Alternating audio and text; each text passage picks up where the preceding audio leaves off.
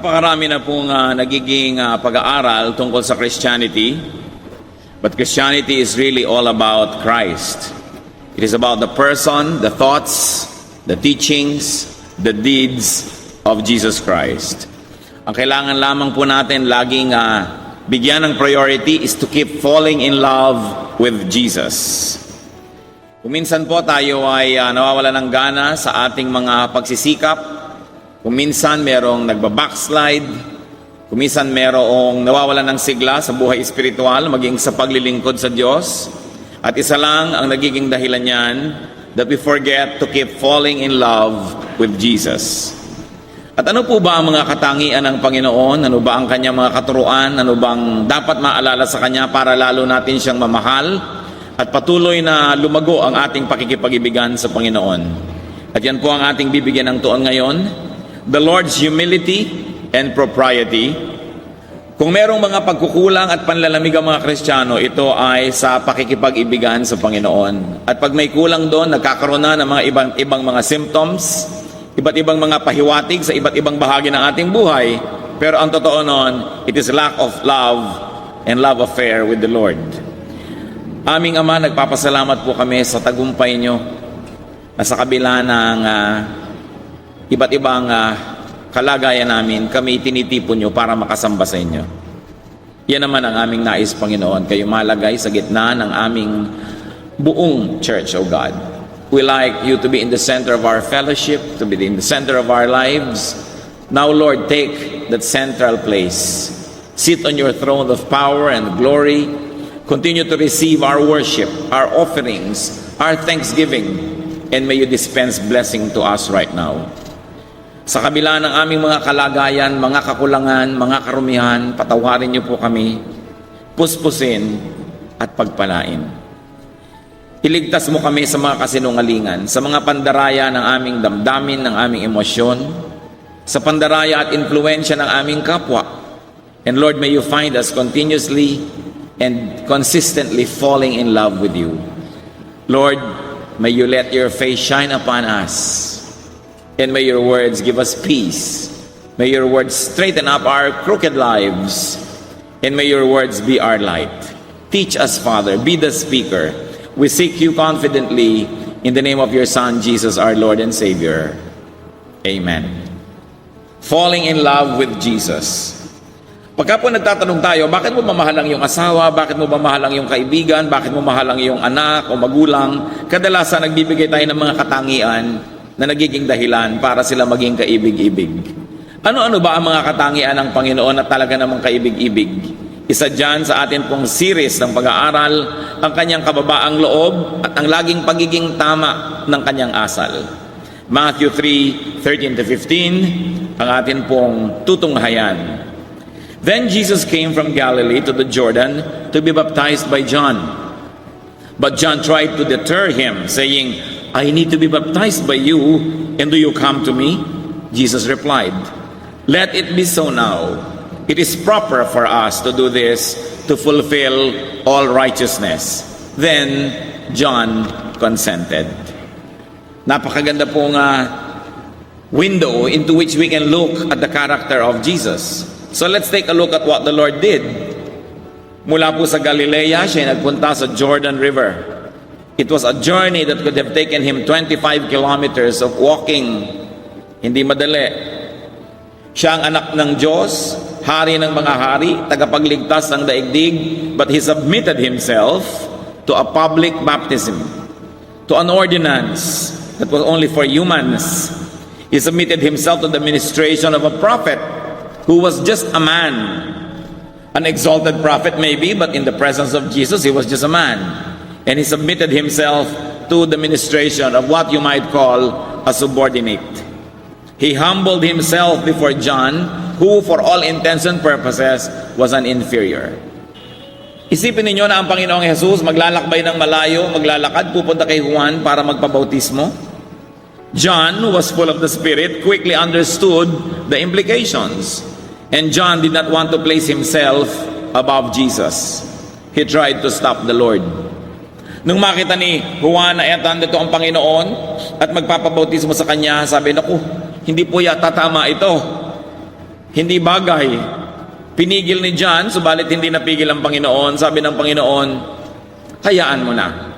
Tuklin natin ang lahat ng mga tamang gawin. At least for now, let us do all of this because this is proper. Si Juan, sa Matthew 3:11, sinasabi niya sa mga tao, I baptize you with water for repentance. But after me will come one who is more powerful than I, whose sandals I am not fit to carry. He will baptize you with the Holy Spirit and with fire. Kung minamalaki na ng mga tao ang ginagawa ni John, sabi ni John, maliit na bagay ito. Binabautismahan ko lang kayo ng tubig na nanggagaling dito sa ilog na ito. May kasunod ako, may darating na pinaghahawian ko ng daan. Siya ang the real thing, sabi niya. Siya ang magbabautismo sa inyo ng Espiritu Santo at ng apoy. Siya ang tutupok ng inyong mga kasamaan at mga karumihan at maglilinis sa inyo na hindi ako karapat dapat na bitbitin ang kanyang sapin sa paa. Pagkatapos, narito ngayon ang Panginoong Jesus, magpapabautismo kay John, baligtad. But Jesus insisted, for now, sabi niya, sige na. It is proper and in order to complete the requirements. It is the proper, the correct, the beneficial thing to do at this time. So what can we learn about the Lord here? That the Lord was proper. He was proper. He obeyed the rules. He did not seek VIP treatment. And He showed and He led the way. Sabi naman niya sa John 14:6, I am the way. His way is the way. It is not just a way among many ways. It is the way. Kaya nakikita natin dito, napakagaling niya. Kung saan niya pinapupunta at pinadadaan ang kanyang mga tagasunod, ang kanyang mga anak, nauna na niyang daanan. Maging ang pagsunod sa tubig ng bautismo, sinunod niya. Wala siyang ipinagagawa sa atin na di niya naunang gawin. Wala siyang kabanalan, pagtitiis, pagsasakripisyo na hinihingi sa kanyang mga anak na hindi na niya naunang ginawa pa. Sa katunayan, may mga ginawa siyang hindi na niya ipinagagawa sa atin. Tulad ng mamatay sa krus, mapako doon. Ginawa na niya para sa atin. Subalit may mga ginawa siyang marapat lang sundin at sundan ng lahat ng kanyang mga anak. 1 Peter 2:21, to this you were called, because Christ suffered for you, leaving you an example that you should follow in His steps. Kaya maging sa simpleng-simpleng pagsunod sa tubig ng bautismo, tayo ba'y nakasunod na dyan? O do we think we're exempted? Kung ang Panginoong Jesus na hindi naman niya tunay na kailangan yon ay nagpasailalim sa pagbabautismo, lalo naman ang kanyang mga anak. At lahat ng kanyang pinadadaanan pwedeng pagkatiwalaan. We can trust the map that Jesus gives us because He had passed that way Himself. Kuminsan po ako'y naiimbita ang inyong lingkod sa iba't ibang mga churches kung saan-saang dako. Hindi naman lahat ng lugar ay madaling hanapin. At kuminsan magpapadala sila ng mapa na talaga naman pong kuminsan ay mawawala ang inyong joy pag sinunod nyo yung mapa dahil ang gulo. Malilate pa kayo sa pupuntahan ninyo dahil ang nakakaintindi lang ng mapa yung mga taga-ron sa lugar na yon. Meron pa ako nakitang mapa, dito ka makakarating, may X, may note, 2 kilometers before the Catholic Church. Paano ko malalaman na 2 kilometers na before the Catholic Church? Before nga. Naiintindihan nila dahil taga-ron sila. Meron pang kalsadang putol to poblasyon, pero doon ka pupunta. Paano ko malalaman na yung kalsadang yun ng to poblasyon kung hindi naman ako taga-poblasyon? Mahirap sundin ang mga mapa, lalo't ginagawa ng mga tao na hindi user-friendly ang pananaw. Pero ang mapa na ibinibigay sa atin ng Panginoon, dinaanan niyang lahat na test na niya. So alam niya pwedeng pagkatiwalaan yon. Pag sinabi ni Lord, lumiko ka sa kanan, dumiretso ka, umakyat ka, sundin dahil nadaanan na niya. Kung ano pa man ang mga makikita nyo mga kapatid sa Biblia, mga katuruan ng Diyos, sinasabi nyo parang hindi yata ito practical, parang mahirap ito sundin, magtiwala dahil ginawa na ng Panginoon yon. Now, sa simpleng ginawa ng Panginoon na pagsunod sa tubig ng bautismo, may mga malalalim na katuruan na maaari nating makita. Let's take a look at what the Lord taught and teaches through His humility and propriety. Two very simple acts that He did. Matthew 3:16-17 sa pagpapatuloy ng ating binasa kanina. As soon as Jesus was baptized, He went up out of the water. At that moment, heaven was opened, and he, referring to the Lord Jesus Christ, he saw the Spirit of God descending like a dove and lighting on him. And a voice from heaven said, "This is my Son whom I love. With him I am well pleased." And he, the Lord Jesus Christ, heard it. After the event, because of the event that the Lord was humble, the Spirit of God descended and lighted on him. And the Father in heaven affirmed Jesus as his Son, beloved by him, pleasing to him. Jesus saw and heard these wonderful events. His humility and correctness made him see and made him hear. Tayo po ba nakakakita ng dapat makita? Nakakarinig ng dapat marinig? Maaaring may mga bahagi ng ating buhay na merong dapat na tayong nakita, karunungan, realization, katotohanan, pero hindi natin nakita dahil tayo nagmamataas. Maaaring merong pagtutuwid, direksyon na ibinibigay, pero hindi natin marinig dahil tayo binibingi ng ating mga kataasan, mga kayabangan. Pag tayo hindi na lumalagay sa lugar, sobrang taas ng pagtingin sa ating sarili, nabubulag tayo sa mga dapat makita. Nabibingi tayo sa mga dapat marinig. But the Lord's humility exalted him. Luke 18:14, everyone who exalts himself will be humbled, and he who humbles himself will be exalted. Nangyayari na po ito sa sanlibutan, subalit ang malungkot kuminsan nangyayari pa rin maging sa mga anak ng Diyos, maging sa mga lingkod ng Diyos na itinataas ang kanilang sarili higit sa dapat nilang kalagyan, at least for that moment. Dapat ganito ako, dapat ako bigyan ng church ng kotse, dapat bigyan ako ng laptop, dapat bigyan ako ng malaking bakasyon, bigyan ako ng allowance, bigyan ako ng ganyan at ganito. Pero tingnan mo, may bunga ba? Ano ang bunga? Wala namang bunga, ay gustong pumitas. Kasi nagmamataas, itinataas ang sarili. Dapat ba inaw ay ganito na ako? Dapat ay umasenso na ako? Wala po bang Diyos sa langit na nakakakita ng lahat ng bagay? Isang Diyos na makatarungan na hindi ka ba niya bibigyan ng dapat mong matanggap kung talagang karapat-dapat? But a person can only known by his fruits. Sabi ni Lord, you will know them by their fruits. Huwag kayong padadaya sa mga pangako. Huwag kayong padadaya sa mga magagandang salita. Huwag kayong mga padadaya sa nakikita niyong potential, sapagkat potential parang yon. Sinusukat ang isang tao, lalot ang Kristiyano, lalot ang lingkod ng Diyos sa kanyang bunga, sa kanyang nakaraan, hindi sa kanyang ipinapangakong darating pa lang. Kasi baka tayo matanso, maraming mga tubog sa ginto. Akala mo ginto, pero hindi pala. Nung nabasa ng suka, nalaman mo, tanso. Sapagat itinataas ang sarili, nakabaligtaran ng nakakapagpalugod sa Diyos. Humility, propriety pleases the Father in heaven. Dahil ang Panginoong Yesus ay nagpakumbaba, nadinig niya ang tinig ng Ama sa langit, ikaw nga ang anak kong kinalulugdan ko't aking pinakamamahal. At ang Espiritu ng Diyos ay lumapag sa kanya na mistulang kalapati, napuspos siya ng Espiritu. Nakikita, nadidinig yung patotoo ng langit na ito nga'y kinalulugdan ng Diyos. Baka tayo'y madaya, mga kapatid.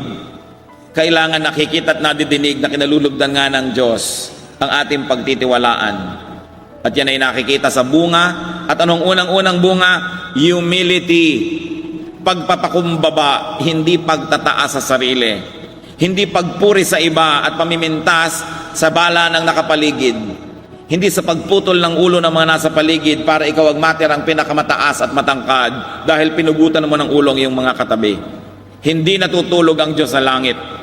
Siya'y may katarungan at ibubunyag niya ang lahat ng ating mga kayabangan, ang ating mga kapalaluan, ang ating mga pagmamataas. May itinuturo dito ang Panginoon sa atin sa pagpunta niya kay Juan Bautista. Go to your John the Baptist. Go to the Lord's prophet, to the Lord's anointed, go to the Lord's instrument. Siya ang pupuntahan, hindi siya ang papupuntahin sa atin. Mahirap ba sa Panginoong Jesus na sabihin, tawagin niyo si John at bautismohan ako dito? Pero siya ang nagsadya. Siya pa nga ang anak ng Diyos. Pero siya ang nagsadya doon sa lingkod ng Diyos. 2 Kings 1, 9-10, meron pong isang haring palalo. Ang lakas ng loob na ipatawag ang propeta.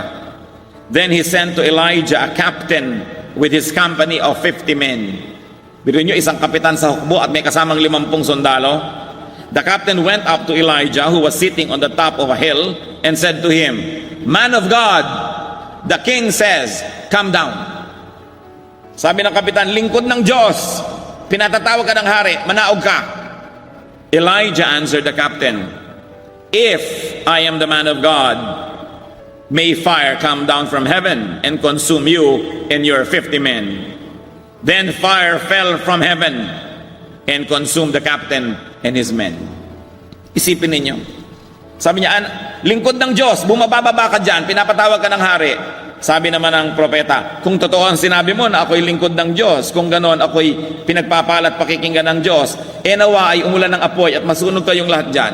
And instantly, umulan ng apoy at nasunog nga silang lahat. Isang leksyon, huwag nagmamataas, huwag ipinapatawag ang lingkod ng Diyos, kahit ka donor, kahit ka nagbibigay. Do not make God's servant come to you unless you are bedridden or in prison. Alam niyo ng Diyos, kaya malaki yung itinuturo niya, visit the sick, visit those in prison, kasi alam niya hindi makakalapit sa mga lingkod ng Diyos. So sa ganung mga pagkakataon, dapat ang lingkod ng Diyos ang lumapit.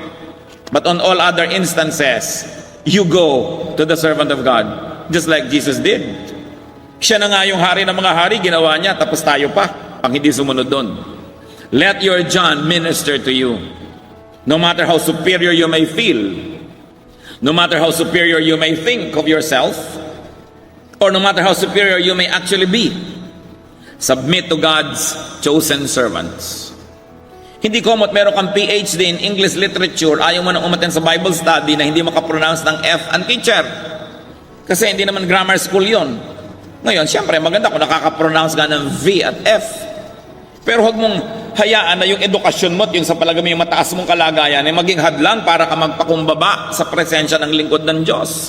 Kung siya man ay hindi nagkaroon ng pribilehiyong magkaroon ng mataas na pinag-aralan, kung siya ang ginagamit ng Panginoon, ay magpakumbaba ka. Nakita niyo po yung qualification ng Panginoon at ni John the Baptist, pagkalayo-layo naman noon, sobrang layo, pero siya ay nagpakumbaba. Si John ayaw nga sabi niya, hayaan mo na, itong marapat, itong tama, gawin natin. Hebrews 13:17, obey your leaders and submit to their authority. Gaano karaming mga anak ng Diyos ang nag-o-obey sa kanilang leaders at nagsasubmit sa authority? Kutakot-takot ang pakiusap, tapusin niyo po ang message, tapusin niyo ang closing prayer, tapusin niyo ang closing song. Ang mga anak ng Diyos, pag maisipang tumayo at umalis, alisan na, di baling maabala yung ibang nagwa-worship pa. Liban na lang, of course, sinisikap nyo lamang na umaten ng service, pero magtatrabaho pa kayo mamayang 10 o'clock, papasok pa kayo sa inyong opisina o sa mall o kung sa kayo namamasukan, o kailangan nyo isugod sa ospital dahil pumutok ka inyong abdo. Pero ba't hindi matapos-tapos ang worship service? Ayaw masiksikan sa pinto, nagkakandara pang lumabas, ba't nagmamadali? Yung bang simpleng-simpleng pakiusap na yun ay napakahirap sundin. Sabi, obey your leaders and submit to their authority. Gaano karaming mga assistant pastor, mga choir director, mga Sunday school teacher o principal ang hindi sinusunod ang kanilang pastor.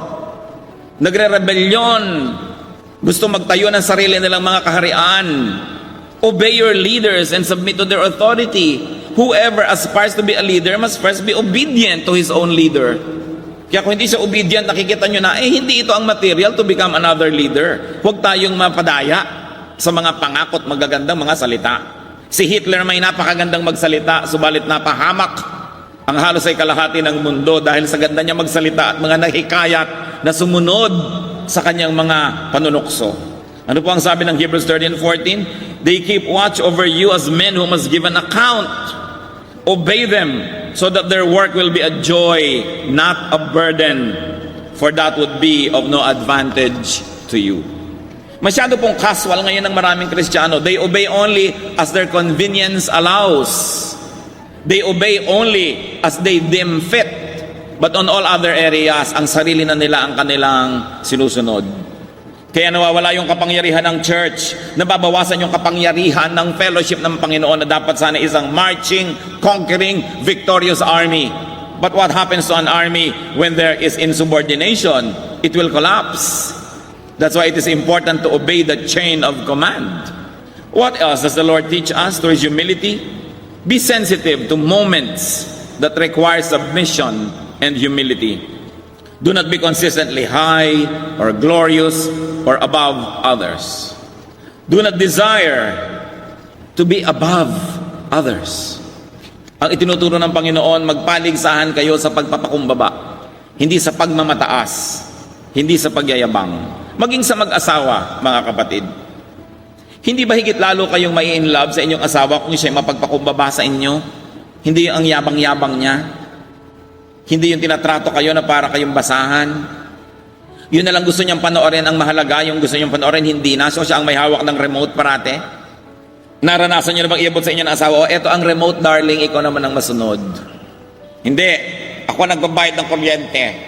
Ako may hawak ng remote. Naging mas mahalaga na ba sa inyo kung anong ayaw niya, giniginaw na pala siya, gusto niyong temperature ng aircon, kayo naman gusto niyo parang nakano kayo sa Alaska. So magbalot ka dyan, gusto ko malamig. Hindi ba nawawalan yung pag-ibig, unti-unting nababawasan ng konti-konti, pero patuloy na nangyari yan, araw-araw, linggo-linggo, buwan-buwan, taon, mamaya, gusto na makipaghiwalay sa inyo? Kasi wala nang mahanap na iibigin. But if we outdo one another in being humble, especially mag-asawa, sa palagay ko, 99% ng mga paghihiwalay, mababawasan. Yung pagpapaka-humble. Hindi pagka nagagalit na, nagsusumbatan.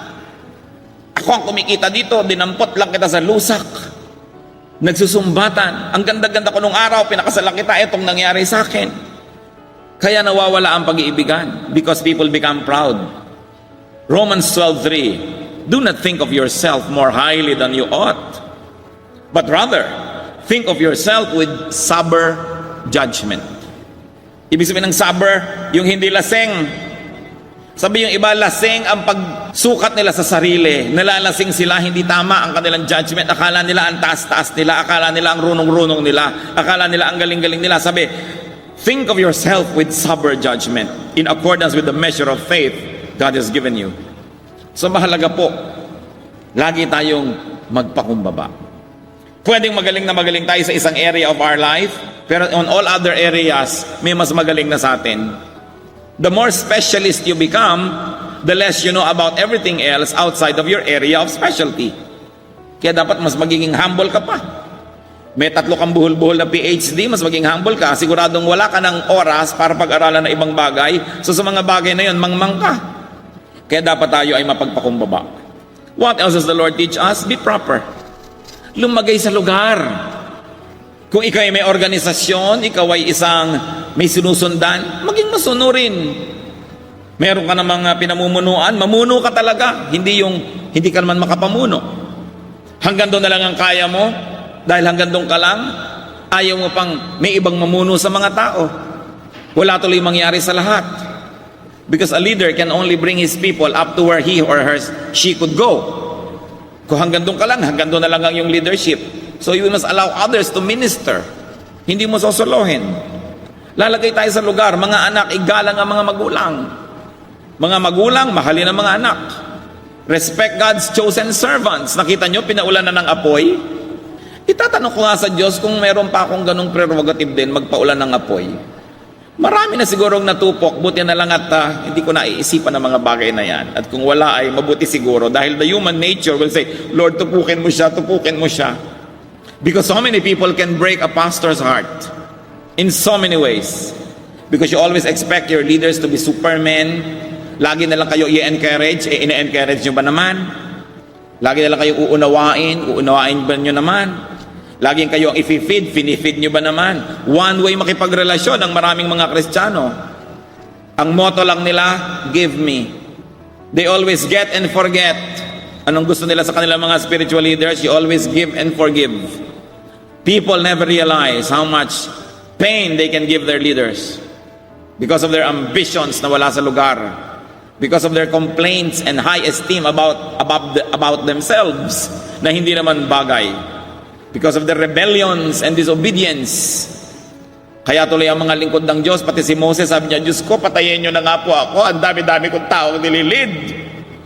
Pati si Elijah, patayin niyo na ako, Lord. Ang dami mga prophet, talaga namang narating na yata yung napuno na sa mga tao. Because people are not humble. Instead of being humble, people are proud. Of course, the Lord showed the way. And another lesson is to fulfill all righteousness. Do not cut corners. Do not insist on personalized treatment, on being exempted from the rules. Maraming mga Kristiyano lagi gusto exempted. Meron lang tayong evangelism class. Pwede ba exempted na ako dyan? Sa growth na ako pupunta. Gusto lagi exempted. Magaling ako sa pinanggalingan ko, leader ako, pero malay namin dito kung saan ka nanggaling. So we like to be sure. So can you not obey the rules?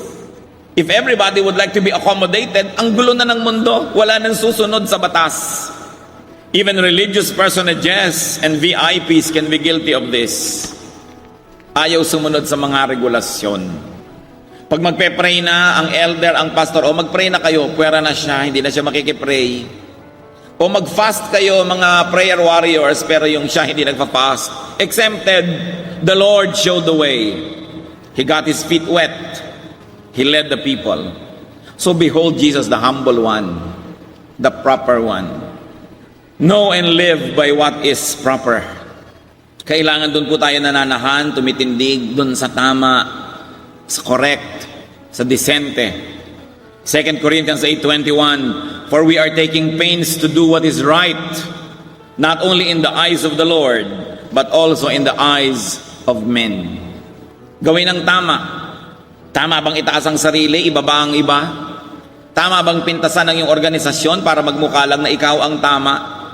Tama bang pagmukhain mong masama ang iba para lang pagmukhain mo ang sarili mong mabuti? Kung meron po tayong mga tanong na dapat itanim sa ating laging isip, pwede niyong idikit sa inyong refrigerator, isulat sa inyong mga bulletin board. A beautiful question to always ask is it proper? Is it proper? Merong isang rebellious teacher, merong isang rebellious na assistant, merong isang rebellious na ganito. Is it proper to support them? Is it proper? Tama ba? Yun ang itanong. Is it the proper way? May nagmamataas, papalakihin mo palalo yung ego. May nagrereklamo, lalo mo pang susulsulan. May nagagalit, lalo mo pang gagalitin. Is it the proper way? Or should we give balance? Kaya kung minsan may mga tao nagpapakounsel sa inyong lingkod, kung minsan gusto na yatang sumama ang loob, akala laging kinakampihan ko yung kanilang isinusumbong. Pero di ba yun ang tama? Pag may nagsusumbong sa'yo, pag may nagagalit, bigyan mo naman siya ng balance, bigyan mo naman, baka naman hindi ganon, baka ganito naman yung ibig sabihin ng kinakalaban mo. Hindi yung gusto mo lang kampihan ka ng kampihan. At siyempre, pag yung kabila naman ang kausap, ganon ka rin naman. May kabutihan naman siguro ito, isipin mo rin, baka naman nagkakamali ka. Maliban na lang ang gusto niyo sa counselor, sulsol. At kakampihan kayo lagi agad. Di hindi tayo nagka-balance. Kaya ba nagpapa-counsel, tatanungin ko, teka muna kapatid, gusto mo bang humingi ng payo o gusto mong humanap ng kakampi? Linaw-linawin mo kung anong pakay mo. Kasi kung kakampi lang ang hanap mo, hindi ka dito dapat maghanap. Maghanap ka sa iyong mga kamag-anak. Alam niyo naman, maraming kamag-anak, bulag. Kahit ano na ang ginagawang kasamaan ng mga anak, kakampi pa rin. Kahit anong kamalian. Nakakita na ba kayo ng magulang na yung anak ko kasi masama na-influence tuloy yung mga kabarkada niya? Wala pa akong nadinig na ganun. Mabuti ang anak ko, masama ang mga kabarkada niya, siya ang na-influence. Siyempre yung mga magulang naman ng kabarkadang yun, yun din na sinasabi, mabuti ang anak ko, yung kabarkada na yun ang masama.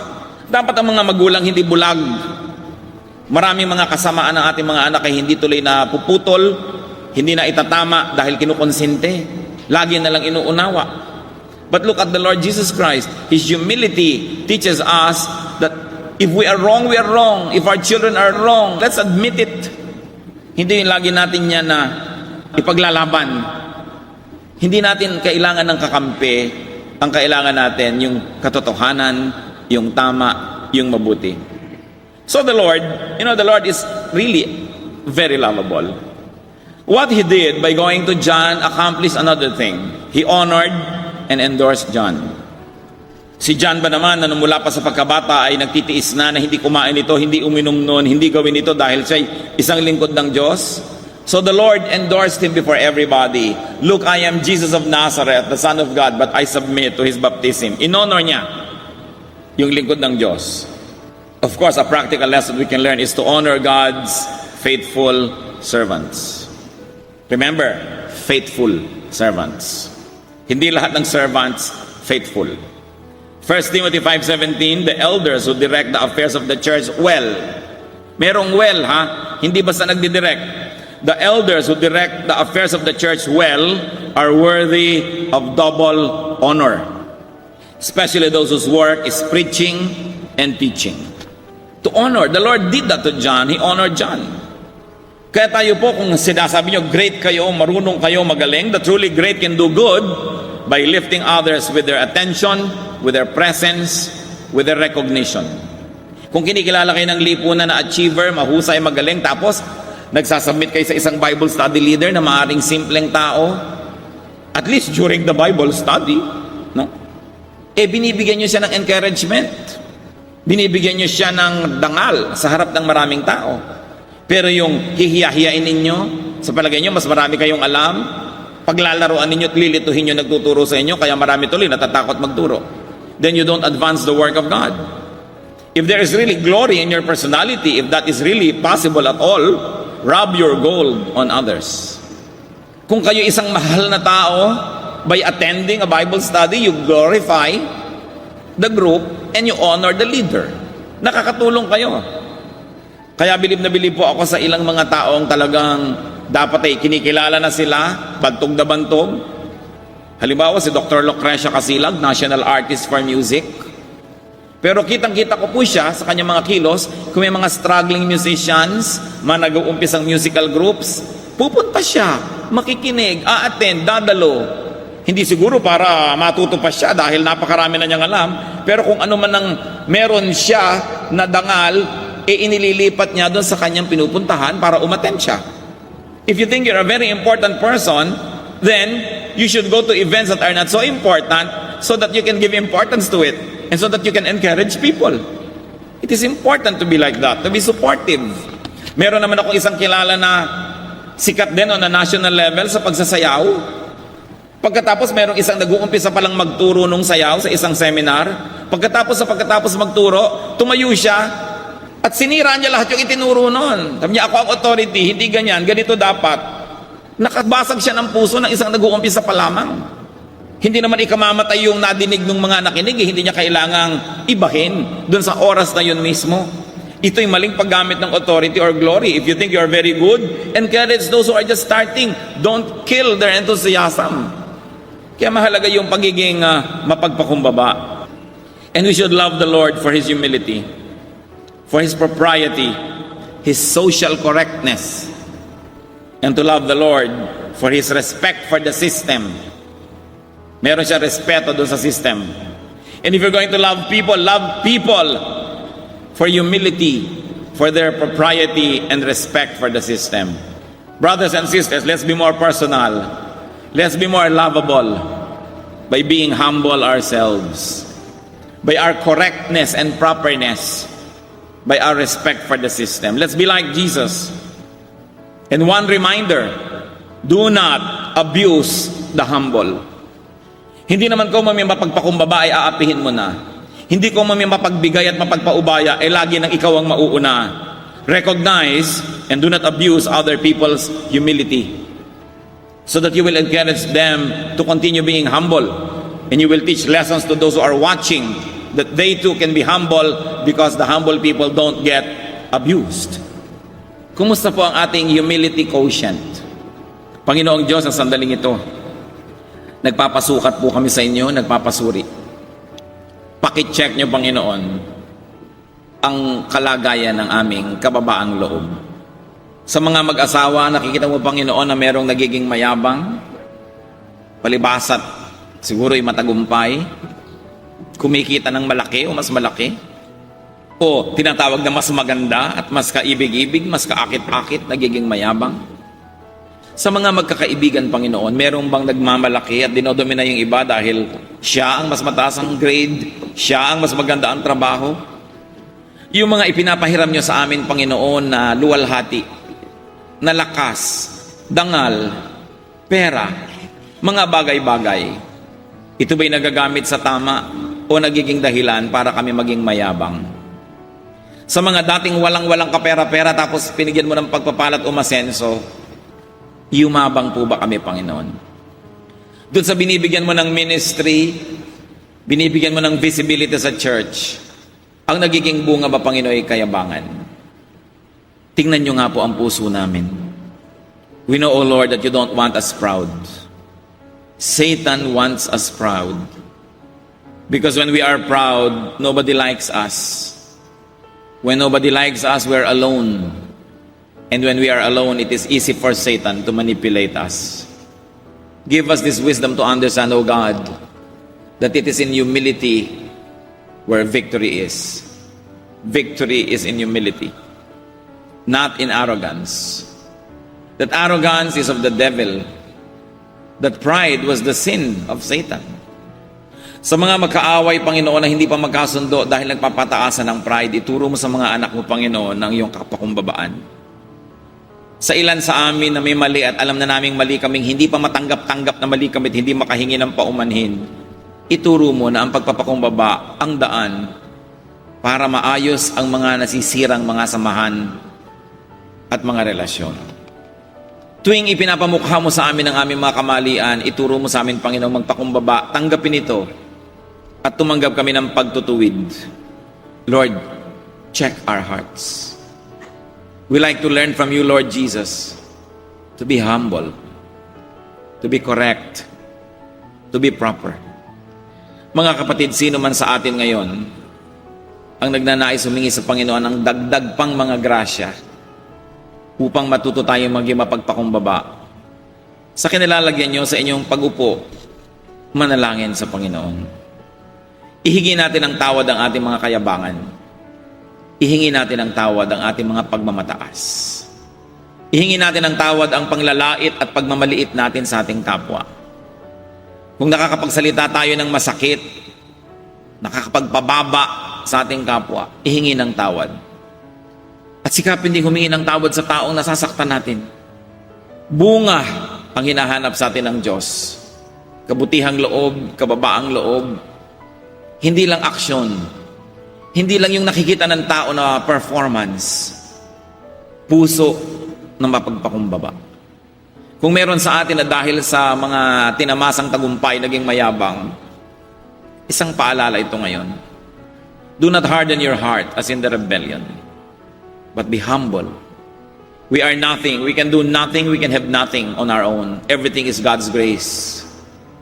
Sa ilang saglit ng katahimikan, makipagniig sa Diyos. Kung may dapat ihingi ng tawad, ihingi ang ating mga palalong ugali, mga salitang matataas, arte, mga facial expression na nagtataas sa sarili at nagbababa sa iba, hindi bagay sa mga anak ng Diyos. The Lord hears. Let's be silent before the Lord. Hindi kaya naming isa-isahin, Panginoon, kung bibilangin namin ang aming mga kayabangan, ang aming mga kapalaluan. Kung gugunitain namin ang mga taong sinakta namin ang damdamin dahil nagsalita kami o umasal na para bang mas mataas kami kaysa sa kanila. Na ang totoo ay pareho lang kami, Panginoon, na hinuhugot nyo sa dilim, hinahango nyo sa pusali na aming mga kinasadlakan. Na ni isang tao ay walang malinis sa harapan mo, Panginoon. Ang lahat ay nagkulang na yung kaluwalhatian. Ipatawad mo, Panginoon, ang aming mga pagmamataas. Ang kumisay mga pagmamalabis sa mga pahiram na authority na binibigay mo sa amin. Ang aming mga kayabangan. Ang pagpapaliit sa iba at pagpapalaki sa sarili. Lord, teach us very clearly that this is from the devil, that this is not of you. Lalong-lalo ang mga anak mo, Panginoon, na binibiyayaan at pinahihiram mo ng kayamanan, kapangyarihan, impluensya, kasikatan, tagumpay. Teach us to even be more humble, O God, because we know in our heart of hearts that we don't deserve anything but punishment from you because of our sinful condition. But you are gracious and kind that you give us undeserved blessings. ipaalala niyo po. Turuan niyo rin po kami, Lord, na maging supportive sa mga humble people. And never to be supportive of the proud, the arrogant, the rebellious. Ituro mo sa amin, Panginoon, na mananagot din kami kung anong uri ng ugali ang kinukonsente at itinutuwid namin. Nawa ang mga salita mo tumalab sa aming puso at magbunga ng kababaang loob sa aming buhay. Ipaalala mo ang lahat ng mga pusong nasugatan namin, ituwid namin ito. Lalo kung sila'y malalapit sa amin, Panginoon. Turuan niyo kami, Lord, to submit to one another, to outdo one another in acts of humility, and therefore reflect the glory of your Son, Jesus. Patuloy tayong manahimik sa presensya ng Panginoon, mga kapatid. Hingin natin ang kanyang pagpapala, ang kanyang pagtutuwid sa kadalasan ay mapagmataas nating ugali. Be with God. Seek restoration. Seek empowerment.